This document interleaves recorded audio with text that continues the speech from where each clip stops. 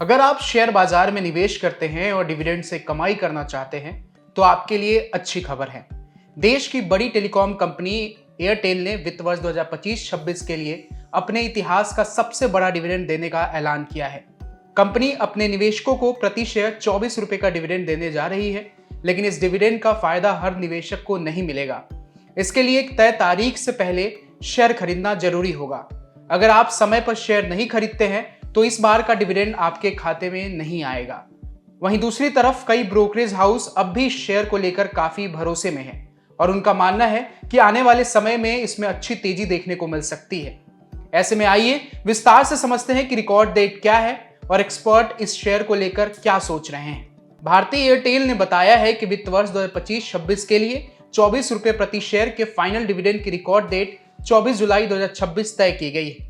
Record date वह तारीख होती है जिस दिन कंपनी यह देखती है कि किन निवेशकों के पास यह शेयर है। उन्हीं निवेशकों को डिविडेंड का फायदा मिलता है। इस डिविडेंड को शेयरधारकों की मंजूरी मिलने के बाद दिया जाता है। अगर आप इस डिविडेंड का फायदा लेना चाहते हैं तो आपको 23 जुलाई 2026 तक एयरटेल के शेयर खरीदने होंगे। भारत में शेयरों का सेटलमेंट T+1 नियम के तहत होता है। इसका मतलब है कि शेयर खरीदने के अगले कारोबारी दिन आपके डीमैट खाते में आते हैं। इसलिए 23 जुलाई तक खरीदे गए शेयर 24 जुलाई तक आपके खाते में आ जाएंगे और आप डिविडेंड पाने के हकदार बन जाएंगे।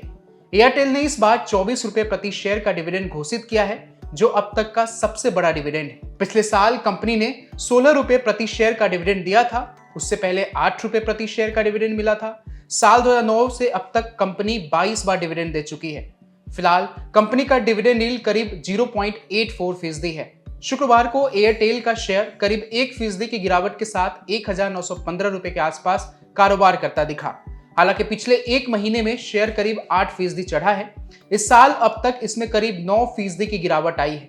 वहीं एक साल में शेयर करीब 3% नीचे है। लेकिन अगर लंबे समय की बात करें तो पिछले 3 साल में शेयर ने करीब 116% और पिछले 5 साल में करीब 261% का रिटर्न दिया है।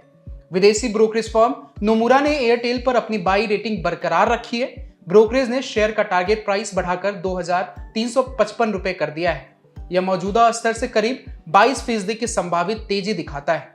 ब्रोकरेज का कहना है कि भारत में अब टेलीकॉम सेक्टर 3 बड़ी कंपनियों तक सीमित हो गया है, जिसका फायदा एयरटेल जैसी मजबूत कंपनियों को मिल सकता है। 5G नेटवर्क का बड़ा काम लगभग पूरा हो चुका है, इसलिए अब कंपनी का खर्च कम हो सकता है और कैश फ्लो बेहतर होने की उम्मीद है। इससे कंपनी पर कर्ज का बोझ भी धीरे धीरे कम हो सकता है। एक्सपर्ट का मानना है कि मजबूत बिजनेस और लगातार बढ़ती कमाई की क्षमता एयरटेल को लंबे समय के लिए एक मजबूत टेलीकॉम शेयर बना सकती है।